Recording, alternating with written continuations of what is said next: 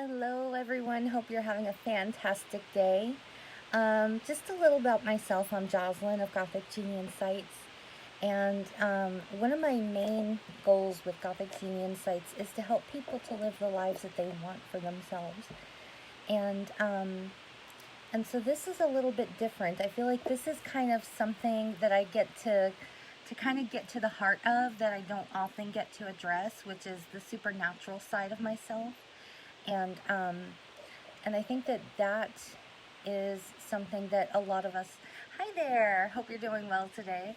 I think that's something that a lot of us don't really get to acknowledge within ourselves, because on our spiritual journey, sometimes we know something's going on. Hi, hello everybody. It's such a great energy right now, so I feel like it's going to be a good day. But when it comes to the supernatural side, sometimes it's hard to kind of reconcile that with the real world. And I think that a lot of you are going to understand and resonate with that in some way.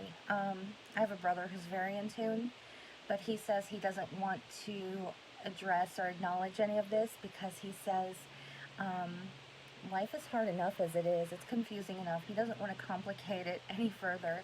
So he can see a ghost and just completely ignore it and be like, oh, it was the light. He can describe somebody in detail, a spirit in detail, and he will ignore it.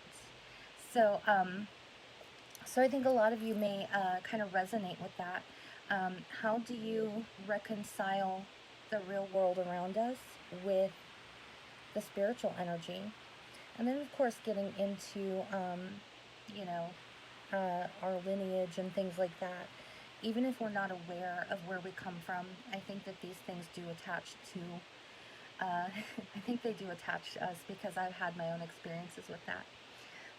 For now, we're just letting the room kind of fill up, and so I'm just kind of making small talk. So it seems like a really great crowd today. How are y'all doing today? And anything exciting going on this week with anybody? Or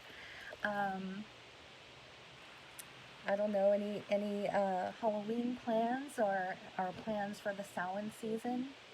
My Halloween plans are the same every year. Just watch a bunch of horror movies and have a lot of snacks. But I mean, that's kind of like my everyday. But I try to go a little bit extra with it around Halloween. Maybe make an extra special snack or something. Hi, Mario. So that's another thing. If anybody has good recipes or anything like that, I'm always open to that. Great to see you as well, Mario. I loved watching yours today. And again, I'm just kind of giving a little bit of time here, but it seems like it's filling up pretty fast here, so I'll just kind of play it by ear, so to speak. And thank you. It might be a little bit uneven, but I have discovered if you use like a regular eyebrow pencil and the little ELF liquid eyeliner, you can get a little bit of precision, because that's one of my things. I'm a little bit shaky. Hi, Brittany. I'm so glad that you're enjoying this summit. Good to see you. And I think we'll go ahead and... Ooh, caramel apples. That's one of my favorites. I can't have those since I got the braces, so I'm like really wanting to get these things off. I'm thinking maybe... Oh, well, you know what? Actually... with the deluxe box that I got from Mario, the taro and tea box, there is a caramel apple tea, and it really helped to sate that craving. And also the popcorn tea, because I do indulge in popcorn. I'm just really super careful, but that really helped to kind of sate that craving that I had for all these autumnal flavors. So, you know, that's something to consider. I was just having the caramel apple one, and I think it had rose hips as well. So, you know, and I got my pin from the box. So I think we'll go ahead and get started, because it seems like this is a really great energy and a great crowd. So my uncle was an exorcist, and that was not something I knew when I was younger. My dad always talked about, some of the supernatural stuff that happened in his youth. Um, I never met my uncle because he passed way before I was born. Oh, I love the tea. I'm gonna try to get back into making that a habit, because that's one of um, my rituals is drinking the tea and just having that downtime for myself. So I loved the box Mario. It was fantastic. Um, and so my dad would talk about my uncle, but I never really, that was all I knew of him, but I felt a connection in some way. And when you don't know somebody, you kind of have to fill in the gaps, on what you think you know, or what the family history is, and that kind of thing. And my dad had said that when he was young, that he remembered his uncle getting a call and having to go to a house where the radio and TV were going off, and there was just no stopping it. And so he went, fixed it, whatever he did, and, it didn't seem to be an electrical problem of any kind. This would have been, I would imagine, somewhere in the 50s. I don't think it would have been in the 60s, but I would say in the 50s, just kind of gauging on the impression I got of his age and all that. So he had, his uncle had a box, and he said, don't get into this box, leave it alone, don't touch it. So he had it in a place where it shouldn't have been touched. Nobody was supposed to touch it, but my dad, if he was anything like I know him as an adult, would have been a very defiant child and would have found a way. And I think that that was kind of what it was. The Pandora's box, don't touch it, created the temptation. So my dad goes and opens this box, and it had all the things that my uncle was trying to protect so that it wouldn't get out. And my dad, denied having touched it or opened it, and his uncle asked him a few times, tell me the truth, did you open it? And finally he admitted it. And he said, your life is never going to be the same. So my dad, being a kid, didn't really pay much mind at the time. And some years later, it started to kind of catch. Don't touch it is like says, don't touch it. Exactly. If you say don't touch it, people are just going to automatically want to touch it. And I don't, like me, my dad was always very much, don't mess with the Ouija, don't do this, don't do that. And there were a lot of things that I really listened to because of these stories. But there were some things that made it a little bit more appealing. And so I didn't realize at the time when he would panic because I brought home a book about Wicca or something like that. I didn't understand. There was a reason that he was very adamant about this. So, me being interested and captivated by everything supernatural, I didn't think anything of it. I just thought it was just something that fascinated me. I didn't realize there was any real connection. I always loved to hear my dad's stories and things like that, but never once paid it too much attention. And as time went on, I started having my own experiences. And, you kind of ignore it. And when you're interested in it, you tend to kind of be open to it, and you kind of seek it out. Even if you don't think it's real at the time. So I did the Bloody Mary game. That was a bad idea. And it was a few days later, this headless, to this day, I turn the light out after opening a door, because I cannot stand to be in a dark room now because of this. I did the Bloody Mary thing. On the last syllable, I turned the light on and got scared. A few days later, I'm brushing my teeth, and I went to go turn the light out, so it was pitch dark. I opened the bathroom door, and something flew in right over my head. It looked like a headless bat. So I was maybe about 14 at the time, thinking, oh, it's nothing. Well, then I put two and two together, and I didn't just see this thing, I heard its wings flapping in my ears. It was that loud. And so, I realized I had to be a little bit more careful with these things. I was trying to sleep one night, and I saw like a sort of a misty shadow type thing, like kind of going across my bed, and it looked like the figure of a man. Now that one could have been imagination, but right around that same time, I was brushing my hair in my room in the mirror, and I felt something talking in my ear.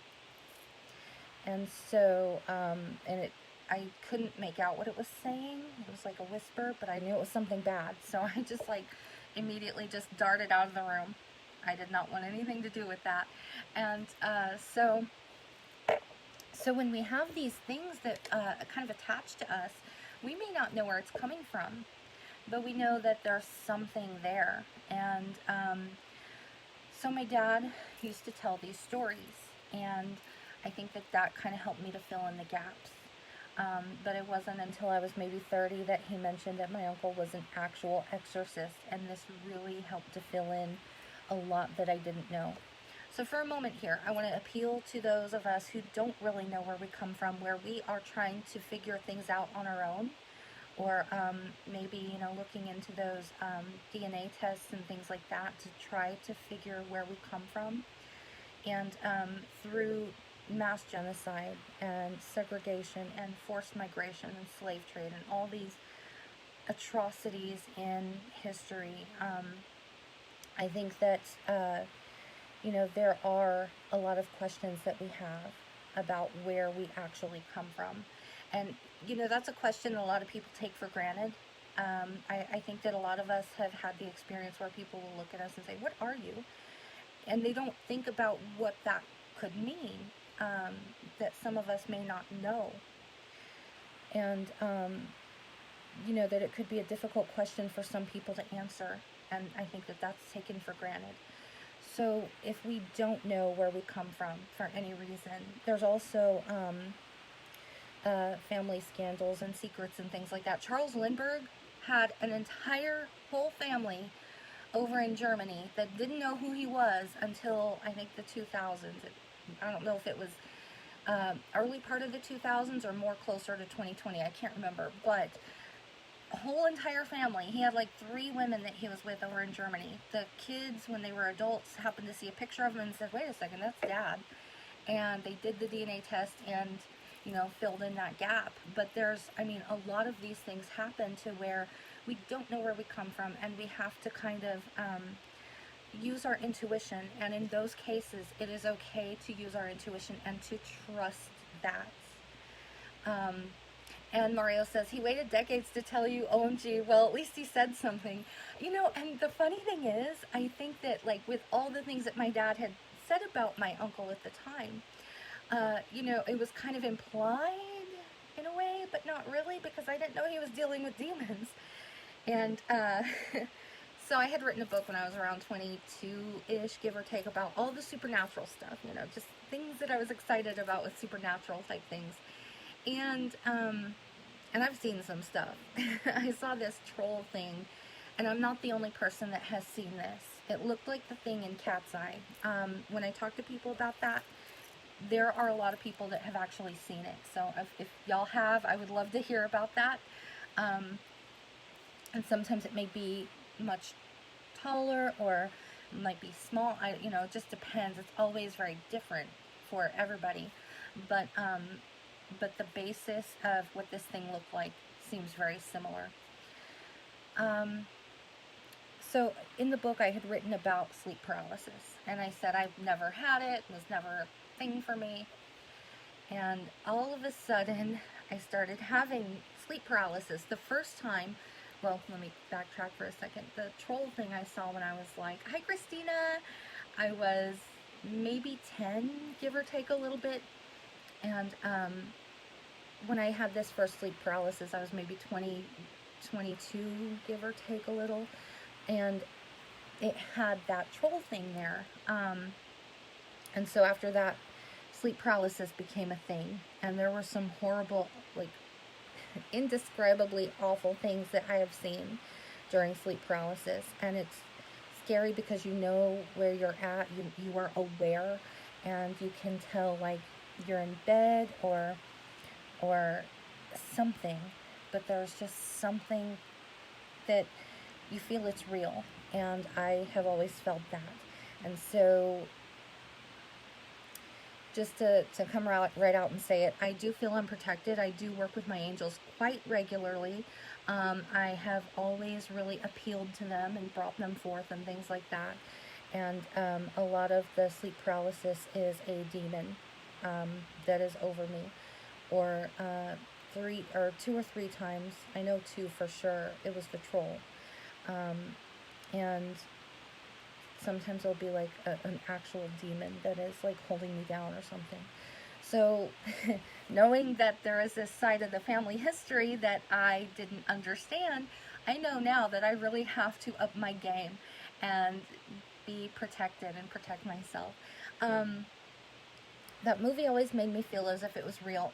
Same here. I always had a connection with that movie for some reason. I liked the little monster. I thought it was cute at the time because I remember watching this since I was little bitty, and it wasn't anything that really scared me at the time.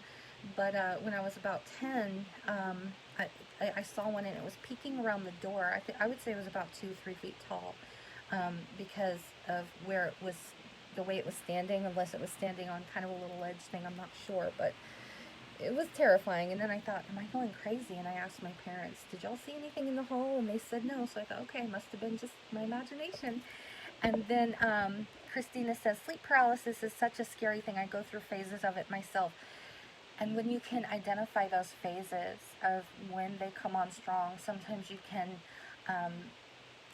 pinpoint it to something as far as, just knowing to give that added protection or knowing if something else is going on.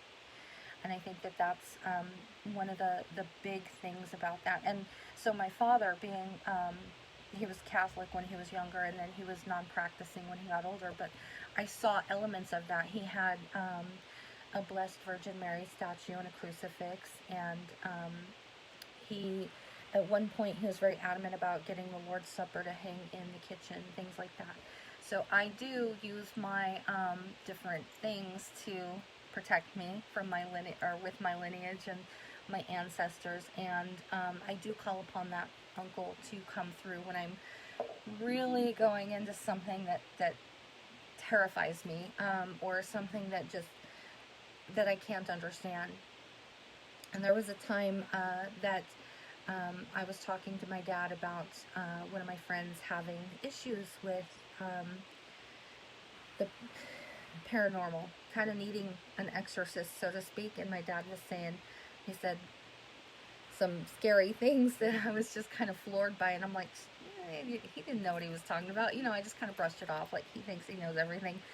And he told me, that was the first time that he said it in this way, because I knew he had seen stuff. He told me the stories. He said, I've seen things that you can't even imagine. And I was like, oh, okay, maybe I shouldn't be thinking that I know everything.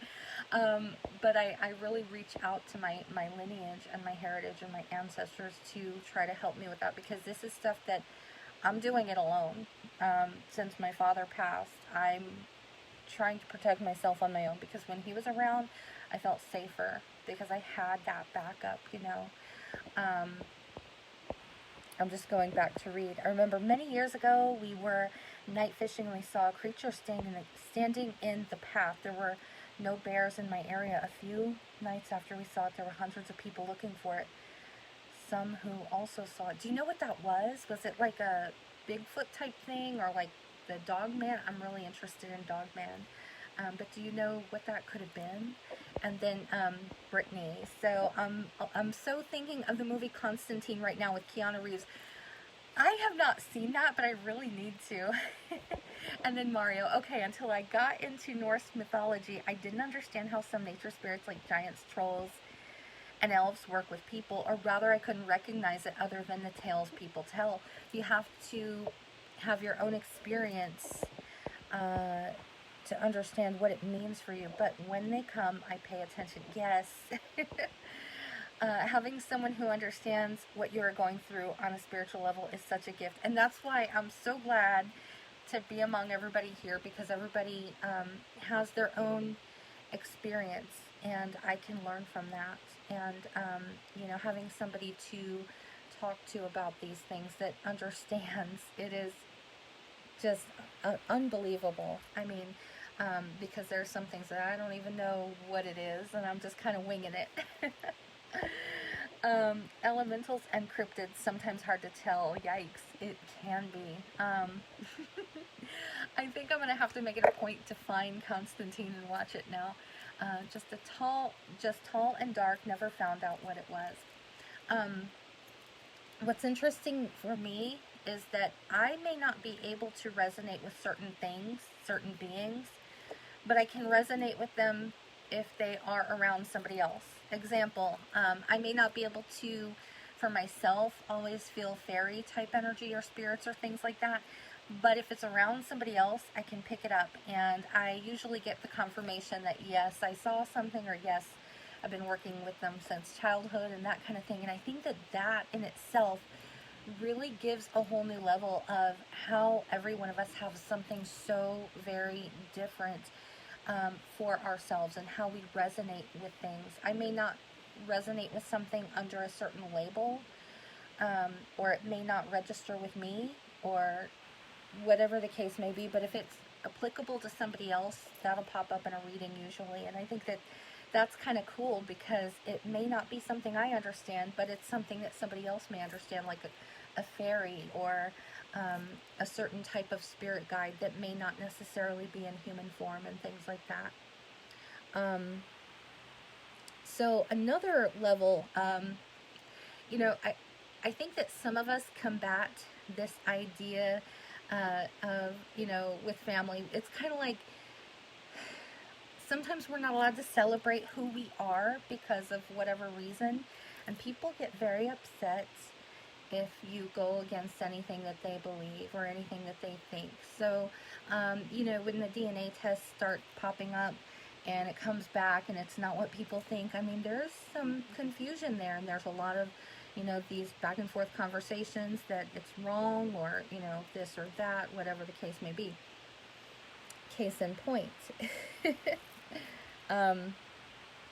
My family has gotten to this idea, on one side anyway, that we are ambrosia now. That we are ambrosia, and there's no saying otherwise. And I've tried to explain that that's a fruit salad, and I just don't, but you can't say anything if people are not open to understanding. You can't say anything that's going to defy what they believe or what they think they know. So now that's a thing, and I gotta go with it, and that's it. But in my personal life, also on my other side, the story is we're Italian, and I mean, we know that we're other things as well, but there's also been denial of our Mexican lineage as well. So I can't openly celebrate that, because not everybody's open to that. And so that gets a little bit difficult, because when I looked it up, it points to we are probably more Mexican than Italian, but nobody will acknowledge that. Nobody is open to that, even though the names and the recipes and fruit salad, yeah. So not being open to that, it's hard to celebrate that within our family and things like that. So, that's another thing that, can be a little bit difficult. But Italian and Mexican heritage can be very similar. A lot of times we can tie things together with languages. So we have the Latin-based language that indicates that there is a... what's the word here? Like a connection. And I'm going to say, because my historical knowledge isn't that great, but I'm going to say that when languages kind of flow together and you see the similarities, or they're based on a common language like a Latin-based language, you can kind of see the migratory patterns. And so my grandmother, the story was that her parents came to work on the Panama Canal, and then she was born in Mexico and came to Texas. Well, I think that we actually had a lot more family members who were born in Mexico, from what I've found. And so my grandmother had a lot of beliefs that could go either way. such as the evil eye, and I know that there is a common, so when the devil appears in Mexican folklore, I believe it's the chicken foot and the cloven hoof, one of each, and really handsome gentlemen, but there are also ties to demon dogs when it comes to the devil, and my father had an experience with that, so that was one of the things that after he opened the box that he dealt with, and so I think that that was also another common perception. So he was running from this dog, and wherever he went, it was there. He said it was much larger than a regular German Shepherd, and he said it was huge, and he would be up on these, like, I guess the things that they would milk the cows on. He had climbed that. He was really active and spry as a youngster, so he climbed this thing, and he was on top of it. Didn't see any sign of the dog. He came down, think it was there all of a sudden. He jumped a fence, and so he finally went into this little trailer, and he thought his friends were there, and they must have been out of town working, so he went into this trailer, and he said he could hear it all night, and he used to do the sounds for me when he would tell this story, and he would bang on the wall and then just scratch down. He said you could hear it scratching down the side of the trailer. And his friend's mom lived at the trailer right next door. And so anyway, my dad ended up passing out from the terror. He said that he would have undergone hypnosis, but he was afraid that he would not have made it through because it scared him to even he wouldn't watch werewolf movies for a long time after that. But he heard this really bad dog fight, and he said that he had grabbed like a cross or something that he had found there, and he passed out praying with it. And he woke up after hearing this dog fight, and he thought he knew one of the dogs had died because he heard it. He heard like the whimpering. He goes outside and there's nothing, not a trace of blood, nothing. And he told the kid's mom, because she was outside and she wasn't expecting anybody to be there, and she kind of took a double take. Said, "Oh, hey." And he said, "Hey, did you hear that dog fight last night?" And she said, "No." And he said it was loud, louder than what would have been normal. And so he ended up going home. He thought it was their dog, actually. The little dog comes out. He said it was like a little collie dog, and its name was Lassie. And it came out, and she was fine. But he went home and told his mom, and she said, "Well, that was El Diablo." And so, I mean, there's a lot of this stuff in these cultures that kind of cross over. And I'm going to go ahead and read these questions here, or these comments. I never knew who I was until I had my DNA done. I knew of ancestors in Britain and Ireland, discovered I am Western European, and actually 30% Scottish. I was only 2% Irish. That was a big surprise. Also from Norway and Sweden. And Wolf's Bane, yes, two separate comments to be clear. Wolf's Bane, you know, I think that would be something to kind of consider using as a protection. I tend to go with all these different protections of different cultures because I don't know where I come from exactly. All I know is the stories. And like Mary said, you know, if we don't know our DNA, sometimes there's this confusion as to where we come from, but we can use our intuition. And then with DNA and things like that, we can fill in those gaps. But like my father was Catholic, and even though he wasn't really practicing, he was still very staunch in that. And so, you know, kind of taking a little bit of this, a little bit of that, I think that we can kind of make our own folk magic, our own spiritual path to what works for us, because I had to do that for so long that it's just what came naturally to me, to not know and just to have to kind of fill in those gaps of, you know, sleeping with my light on for a long time, for many, many years. And that's just, I mean, it works. It's some kind of protection. The other day I had stuff all in my room, just kind of popping in and out, and I had to, you know, kind of tune it out in some way. there is a spirit detox spray in Mario's deluxe tarot and tea box, and that stuff, as soon as it like hits your skin, uh, you can feel it tingling, because I needed some, and I sprayed my arms because I wanted to make sure that I could get whatever was attaching to me off. I have one spirit right now that really likes techno, and I have a couple of loved ones that were popping in for friends and things like that, so I have to make sure that I let them know if that happens. But going back just a little bit, can use vervain against werewolves or only against vampires?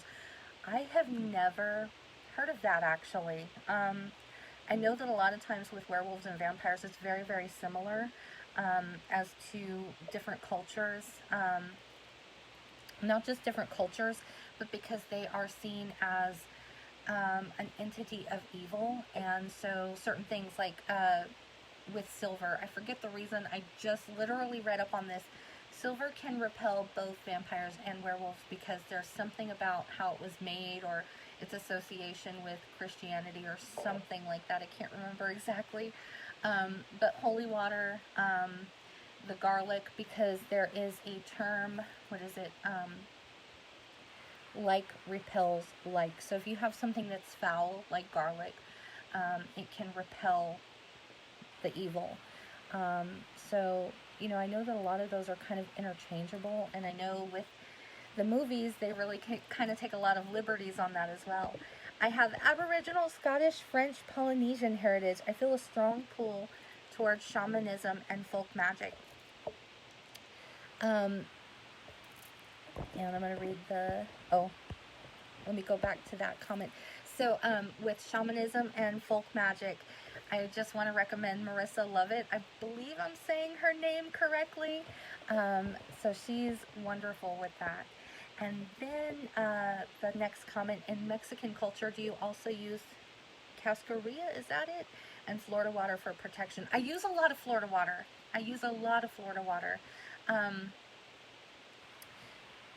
Now, the one thing with Florida water is I love that it is so kind of multi-use. I mean, it's, marketed as a cologne in that one brand, and that's the one I usually get. If I'm lucky enough, I can find somebody that makes it their own, but as far as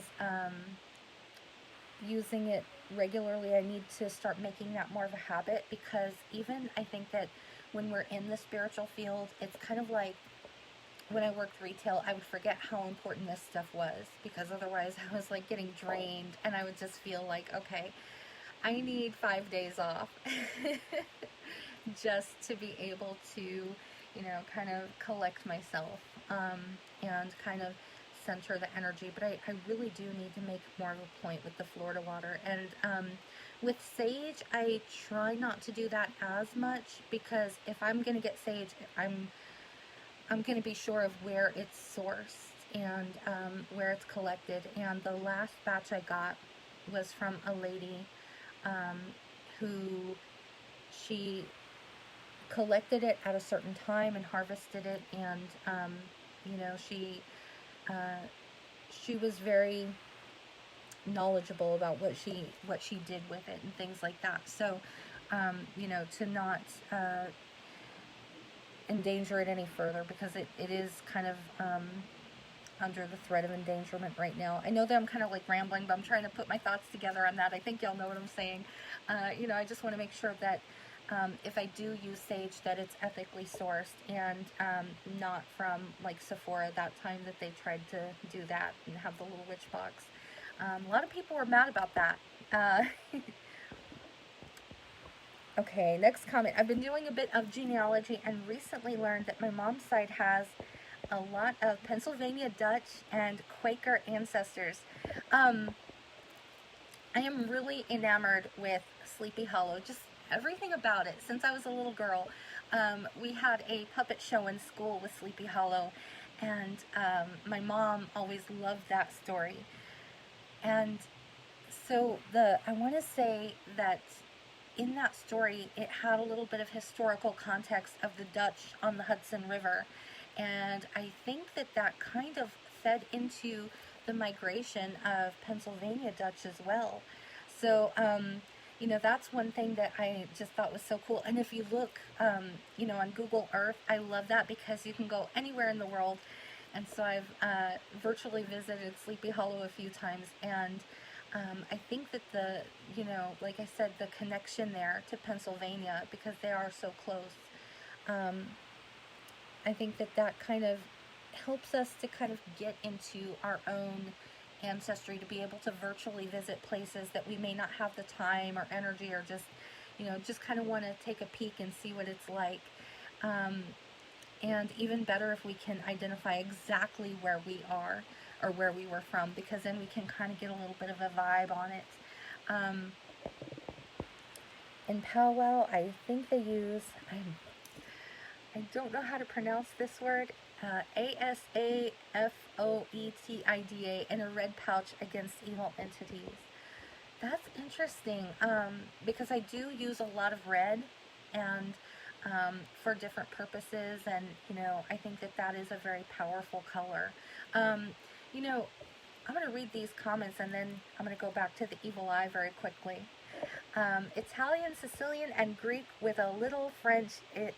I've always been drawn to paganism and folk magic, and here recently been really curious to dig deeper into my ancestry. Ever since I was a kid, I always kind of associated the Sicilian side of myself with paganism, and kind of being into this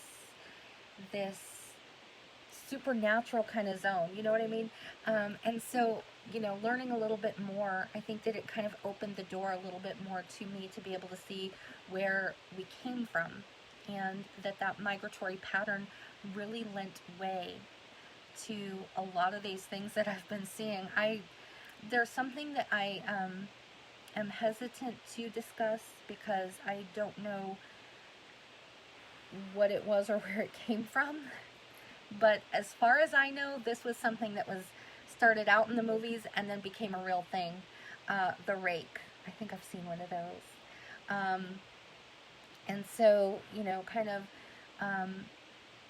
learning to reconcile different sides of ourselves, different aspects of ourselves. And sometimes it's hard because really there are wars going inside of our bloodlines. And I mean, that gets confusing as well. But I really resonate with my Italian and Sicilian side, and from what I had learned with that. Pennsylvania Dutch is Germans, Dutch as in Deutsch. Now, also if I read or if I look like I'm really looking, it's because I have difficulty seeing. Usually I'm okay up close, but this is a little bit of a distance, so that's why I'm like staring at the screen like that. The Pennsylvania Dutch, like Mexicans in Cascaria, make use of eggs to absorb evil energy. There was this girl one time that I had befriended, and she said her grandmother did that. She took the egg and she had rolled it all over her, and she cracked it, and the girl told me, she goes, it was like half cooked. And she goes, oh my gosh, Grandma, what is that? And her grandma said, it's the egg. And like, just so commonplace, like so. But she did the voice, she's like, it's the egg. And it was just like, it was nothing. And she's like, it was cooked. How did you do that? And so, I've tried it a few times. I'm not as thorough as I should or could be. Oh, an herb used in Indian cooking smells like garlic a little. I may have to get some of that. I'm trying some different culinary things. Lately, I've been really in a Hungarian kick, so I'm trying to cook some Hungarian style food. And, if I'm reading something or like a certain movie, and with that one it's Dracula, if I'm going to be honest. But getting into the food of different cultures, I think that can also give us a whole different idea of where we come from and who we are and things like that, because there's just this amazing thing about food that just brings people together. And I think that, Mario spoke in the last video segment, he talked about, having more in common than not. And when it comes to food, I think that that is one of the things that just really brings everybody together in this commonality of just being able to cook something and have that enjoyed by people. And, I think that that's a wonderful thing. So I think that's also why COVID is a little bit difficult now, because, so many of us are used to getting together for a meal and things like that. And so it's been a little bit tough. Going back to the comments, I love that we live in a time we can virtually travel just about anywhere. You can definitely catch a vibe that way, yes. And, I don't know if anybody else has experienced this, but have y'all ever met somebody online that that you had a past life connection with in some way? And I think all these years that have gone by where people didn't get to experience that, or maybe they did, maybe it was through business meetings and travel and things like that at the time. But it could be very different to actually connect with somebody in a more personal way than just travel with business and things like that, and to be able to sense there's something about this person. I don't know what it is, but there's something, and to kind of connect that to a past life or something of that sort. And Leonie says, we use it too in South America and West Indies, dried and powdered. I use it loads. Ooh, I bet that's delicious. I'm going to really have to look into this, and hopefully I'll remember how to spell this later. I use it in cooking, love Indian food, and yes, absolutely. When I talked about the evil eye earlier, so like repels like, and if we have the evil eye, it's said to repel the evil eye that is looking on our lives. And so then we also have the salt. I grew up, my mom didn't grow up with superstition. Her parents were not superstitious. My dad, on the other hand, was. His father was not very superstitious. He was, as far as I know, somewhat religious, but not necessarily practicing. But he didn't believe in it until he experienced it himself. He was one of those. He had to see it. In every one of those ghost movies, the husband never believes it till he sees it, and then he's like, okay, we need to move. And like every single one of them, that was this trope here. So so they say if you have an evil eye, and I have a crystal up here somewhere, but I don't see it off the top of my head here, but I do have a crystal, and I had painted on an evil eye to repel the other one. That's also where the throwing salt over the shoulder, because if you spill salt was a hot commodity back in the day because it preserved food. And so if you didn't have salt, you did not have abundance through that theory, because you needed it to preserve the food that you had. And so if you spilled it, it was bad luck for that reason, and so that's why you throw the salt over your shoulder to blind the evil eye that's looking over your shoulder and trying to see what you're doing. So that was one of our things. I get lazy because I spill so much salt. And when you put it in that perspective, maybe I should be doing this more. Throwing the salt over every time I spill it, but sometimes I get lazy. And so, that's one of the big things. But I had asked my dad at some point, I said, was Grandma into any of that kind of stuff? And he told me, he said, well, she really believed in the evil eye. And I don't know if I'm saying this correctly, Jacqueline, but Malachio, yes.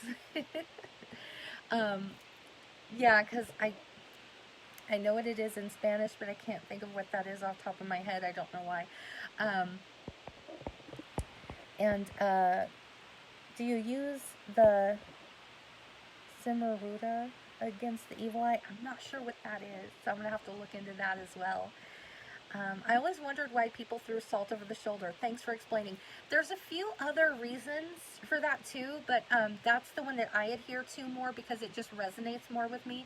there's a few other interesting reasons with the salt too.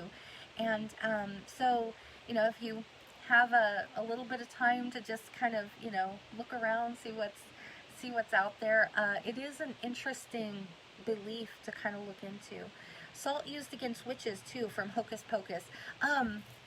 Another interesting thing about the salt, the reason that it's also regarded in other cultures too, is because not only is it a preservative, like, having abundance through food, but it's also something that gave a little bit of cleanser to, like, kind of killed the germs in the meat and stuff like that. So, so being a cleanser, it was regarded as being able to cleanse spiritually as well. And because salt in its molecular form is a crystal, so I mean, that's really cool in itself. So there's all these amazing things and properties and stories and beliefs about salt. So like I said, if you ever have time, it's something that's really cool to look into. Also, this symbol used to repel. I do that secretly. Anytime anything bad or any kind of juju comes my way, I just kind of, try to make it where people can't see it. I do have some little ticks and quirks and whatnot, so, probably most people wouldn't notice, or if they did, they wouldn't think much of it. Aha! I have one somewhere, if I can find it.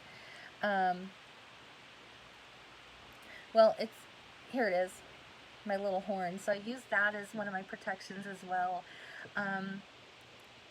And my dad gave me the arrowhead, so I use that one. And I have tons of little protections. I actually have a mojo bag that I lost somewhere, a medicine bag, and I cannot find it anywhere. But if you lose it, it's going to come back to you when it's time or when it's ready or something like that. So I'm just, kind of forlorn about it, but it'll come back.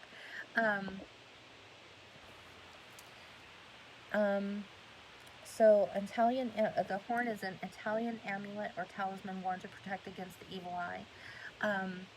Yeah, I would use it for luck, but also because part of it was being that, like in New York and Chicago, the Italian population is different up there. They're very in tune and in touch with their heritage, whereas for mine, it was my family coming from Mexico. So, I mean, there's this totally different vibe there. It's like my grandmother, my dad said that around the holidays she would make like lasagna and ravioli, but her everyday cooking was a lot more of the Mexican culinary art type stuff, She put her own flair on everything. Her pizza is, it's basically a crust. Take notes. Because this is a really good recipe. You make the dough, and then you take the hamburger meat, you chop it up like you would with taco meat, salt, pepper that, fry it up, brown it, put the sauce on, put the meat on, and then craft singles, and you kind of overlay them to where they're covering the whole pizza, and so where there's no gaps between them, but it is excellent. And then you can top it with whatever you want, but jalapenos or pepperoni, but it is amazing. So her style of cooking was not traditionally Italian at all. And I think that had to do with growing up in Mexico. But, when we look at, all these different things, about how we interconnect, or how, like I said, being Italian in New York is so different because you're so much more connected, whereas my dad spoke Spanish, actually. So, a very, very different upbringing, but he always ingrained it in me, you're Italian. Like, that was it. That was what he always really just ingrained in me, so that's what I went with. When I asked my dad about the evil eye, he had said that my grandmother was in love with somebody and ended up not marrying that person because another girl was in love with him and threatened the evil eye on my grandmother. And so, that really is part of why I'm existing in this form today. Like I said, through all these things that happen in history on the big scale, but also on the smaller scale, it really kind of, I guess, gives us, I don't want to say an identity. I don't want to say, how would I say this? It kind of makes us who we are in ways that we don't see. Because if she had gotten with him, would I exist in a totally different form? Would I even be part of this family? Or would I be in some other family, you know? Like, who would I be connected to if that were the case? And the way that things just kind of happen in that way, you know, I think that when we look at, you know, it's awful because when we look at the big scale of history, we see all these atrocities. But there's also some good in there. Like if we look at pop culture, we can see where maybe a movie that was popular in a certain time period brought people together. You know, maybe that was their first date. Or a song that became somebody's song as a couple. Even if that relationship didn't work out, even if it was a high school sweetheart type thing, you know, that rotation of, you know, high school sweethearts ending up with heartbreak and moving on to become a different family elsewhere, you know, to settle their family elsewhere and things like that. So, I mean, there's this whole entire just amazing story behind who we are. And, you know, it doesn't just begin or end with ourselves. Every time I go through something hard or difficult, I think, you know, I'm not the only person that has ever endured this. And so many before me have gone through so many, you know, whether worse or whether easier or whether, you know, whether it's incomparable to my own experience, to know that other people withstood what I'm going through and then some. I think that helps to put the hard stuff into perspective for myself. And the salt needs to be thrown behind the left shoulder, and even better, lost my place. Even better outside the front door. I always go to the backyard. Salt was used by the Roman as a form of payment. I am from Italy, 100% imported. Very cool. That is cool. No, I didn't know it was used as a form of payment. That is awesome. In African cultures, they use aloe leaves or an aloe plant in the home for general protection. Ooh, I had one that started small and now it's like overtaking all these pots, and I have a big tub outside. So that's good to know too. I have rosemary, tried basil, it died off, parsley, a few other herbs that I have outside. Originally to keep bugs at bay, but as time went on, I was like, you know, but they're just kind of pretty to look at. But also I know that they do have, you know, I wanted things I could cook with, but also would provide protections. And I know that basil was another one that provided protection. So I'm hoping to get another one that actually lasts this time. And a lavender plant. I killed mine off, but I would love to have a lavender plant. By the way, especially for these present times of widespread pandemic, Psalm 91 is very powerful, supposedly against plague. That might be an idea to do kind of a mass thing with that. Girls, so many similarities in lives. Half my family is Mexican too, so I remember doing Italian for Christmas, and New Year would be Mexican, and celebrating all these different cultures and backgrounds, both being typically deeply religious and spiritual natured. That is awesome. I have West African and Italian ancestors I'm aware of, but my Choctaw native heritage is super loud. I think we intuitively recognize other people and places we've been in other lifetimes, or where our bloodlines has major connections. You know, going back to ambrosia heritage, it used to be in my family that we were Comanche, and that my grandmother's father was Comanche, and she'd said that I could swear a million times, and over time it became, no, we're Cherokee. So this is something else that I kind of honor privately, so that I am not swayed by what seems to be, to me, confusion. I mean, I may be wrong, but over time, you know, things change. People gravitate toward what comes easily to them, as far as remembering a name. But I had asked my mom, and I'm pretty sure she said Comanche as well. So that side, it reverberates. And I kind of, like I said, I kind of rein it in and practice quietly, because I had a mentor who kind of taught me, but I haven't had contact with him in forever. And having that mentorship of him showing me different things and learning from him, I understood so much more about the things that I was experiencing.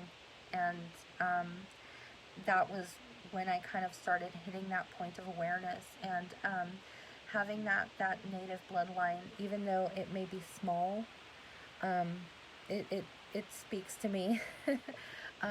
I the one thing I was talking about earlier, I think I saw a rake, and it was impersonating my mom, and it was during an episode of sleep paralysis. And I don't even think rakes are real, but they have come to be associated with Native culture, and I don't know how that happened, because I want to say that a rake was something from a movie that started going mainstream, and a backstory came associated. So, I mean, there's things like that as well. But I call it a rake because I don't want to call it what I think it really was. My great-great-grandfather died, at 21, leaving my 3-month-old great-grandmother. Her mother remarried and came to America. If my great-great-grandfather had not died, they never would have traveled here, and I would have not have been born. You know, it's amazing to think about all of this history.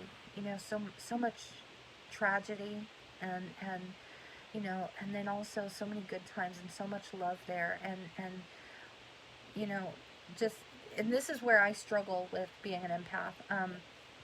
I don't always just feel a person's emotions. I feel sometimes their bloodline. I feel where they come from. I feel their past lives, and I really have to kind of rein it in when I'm, you know, and it makes it a lot easier if somebody asks me specifically what they want to hear, because otherwise I could go into all of that and I don't know where to separate it.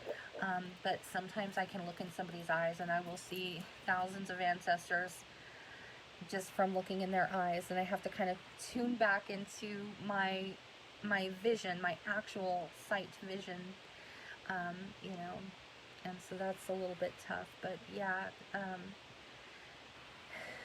that's sad, but it's also, you know, so amazing to think of where we come from, and you know, how we're here. It's miraculous within itself. I got me an aloe, and she's my precious baby succulent. Aw, you know, they say that if we talk to them and speak with them, and I think that that's another form of folk magic that actually has ties to science, and I think a lot of this actually ties into science. We can make it work. But you know, so much of this stuff can be really tied in with plants having voices. It reminds me of the actual song Flower Duet, and so I have to wonder if that composer knew something. I can't think of who it was off the top of my head, but normally I know this. Anyway, you know, the plants sound like that song. So look up Flower Duet, and then look up Sunflower Voices if you can. If we talk to plants and speak to them as our precious babies and things like that, I think it helps them to thrive. And I've heard it does, and I've seen experiments, and they've even had groups where they would pray for one group of plants and not for the other. And other than that, everything they did was exactly the same, and the ones that they prayed for are the ones they said positive things about, even if it was not directly to the plants, helped. Because back in the day they said, oh, it's because carbon dioxide, we're breathing that on them if we talk to them. But also to not actually talk to them and just pray for them in a different room, that also really you know, I think has an effect. So, you know, there's all these different theories, but I like to see how they're doing it with science and how they're tying that in. Mario says, yes, plants do have voices, so very, very unique, diverse. Ooh, sunflower voices. My mom got a whole batch of sunflowers for her birthday, and I'm going to go and talk to them in a little bit. But I don't want to run overtime here, and we are about at an hour, so I'm going to wrap this up. Normally what I do is I normally focus on helping people to uplift and enlighten and live the lives that they want. But I also do have gifts that can help to tune into past lives, or to give that little added, that that added help with your intuition in knowing where you come from, and learning how to use your intuition for your lineage. Now, when it comes to that, I don't necessarily tell you anything where you come from or anything like that. I might be able to pick up on ancestor energy and past life energy and things like that, but I can help to guide you to use the intuition in the way that is best for you.